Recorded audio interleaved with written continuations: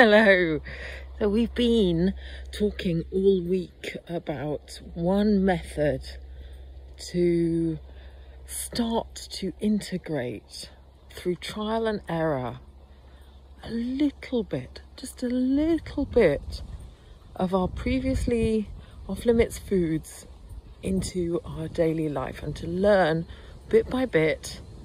And I'm telling you, I've made plenty of error this week. I planned for 2 biscuits, I ate 4. I planned for 1 slice of bread, I ate 3 bits of bread and butter, and then some more things because I'd overeaten the bread and butter.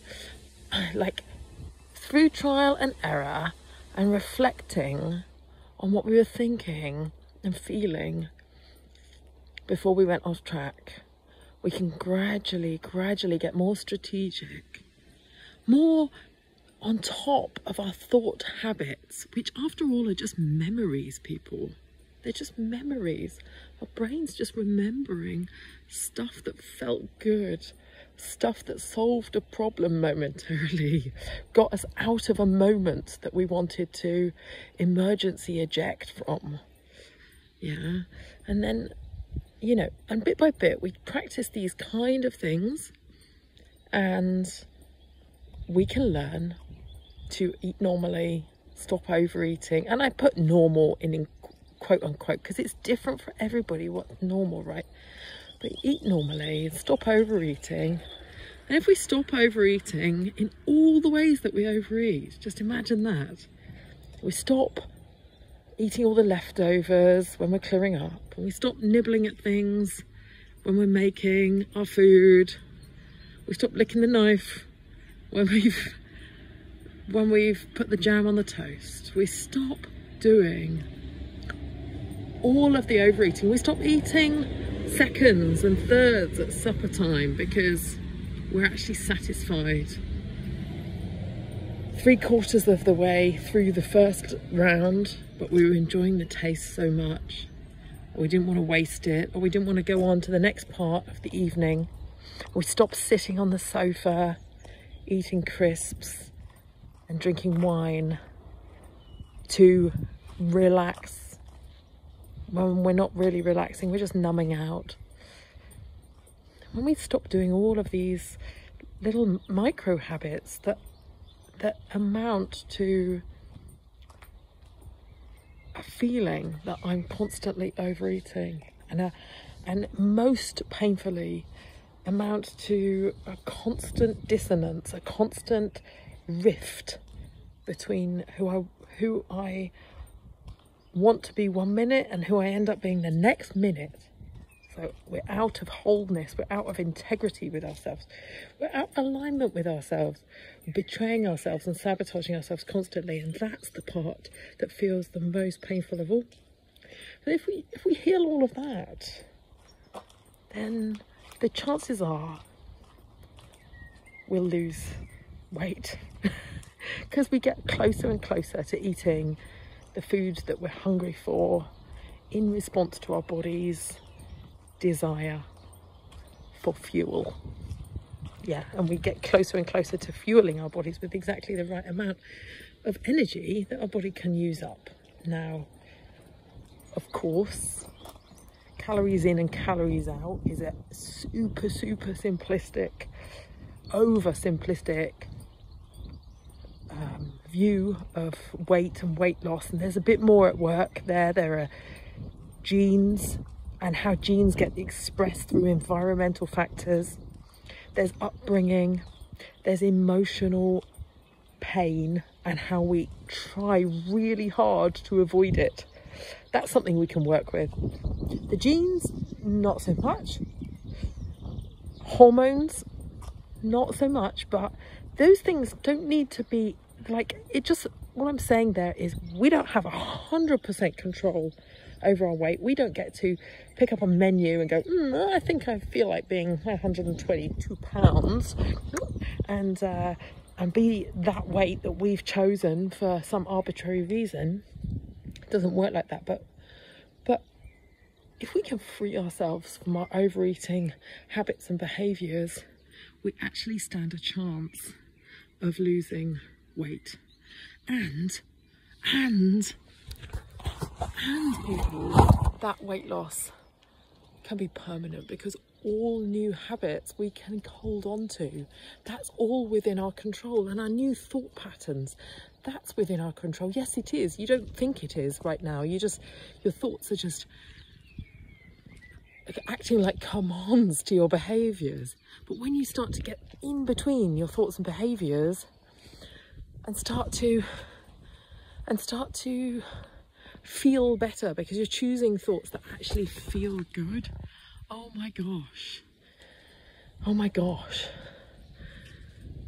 I mean, even if weight loss weren't a side effect, I would proceed peacefully through my life at that point. And that's what I coach people to help you do. I help you understand your thoughts and your emotions. I help you feel your emotions with all of your senses instead of eating.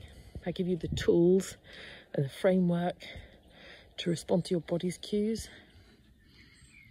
Yeah.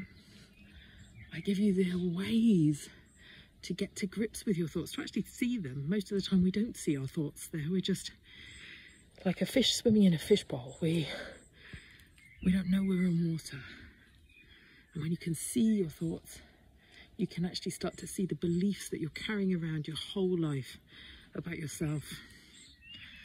Stuff like, I'm just a big girl and I always will be, or stuff like, I'm just rubbish at follow through.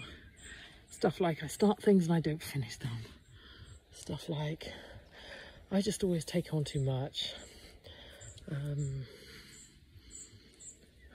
All sorts of stuff that we believe about ourselves. You let go of it all and start to believe that you're somebody who can create change, somebody who is worth believing in, somebody whose life is of value. Totally aside from the weight, but also this has such a profound effect on your ability to be able to throw some enthusiasm, some fun, some enjoyment, some self-discovery at the weight loss process. So whether you are trying to recover from overeating or trying to stop a lifetime of binge eating and just want to steady the bus, just to eat normally would be incredible. Or whether you actually would like to create weight loss but you just know that dieting is not going to work. You've tried it, you failed.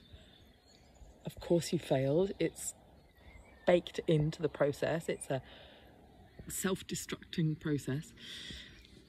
So you tried it and maybe you're through trying it and then you think, hey, ho, this woman's talking about habit change and there's a new world of weight loss out there. I'm talking about habit change, thought habit change, and changing your relationship with yourself. And I do that through one-to-one coaching with every single person who I work with.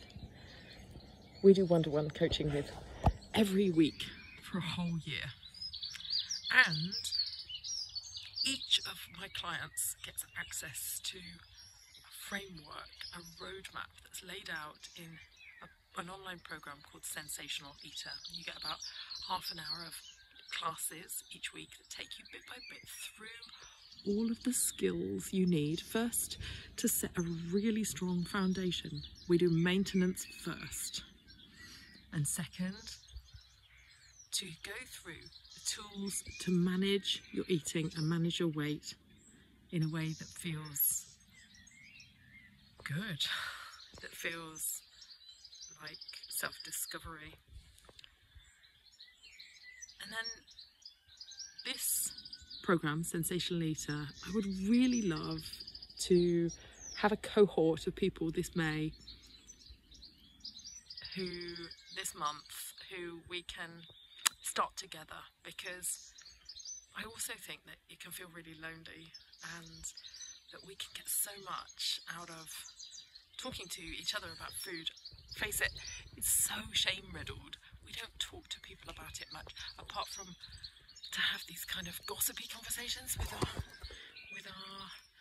our girlfriends, or to join in diet moans, or to join in, you should do this, or yes but no but it won't work kind of conversations, and really having honest conversations about what we're actually doing and what we're trying to create.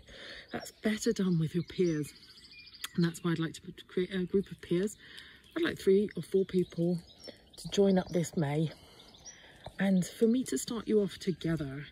And if we can find that little cohort, you will also be a part of the wider community of my other coachees at the moment.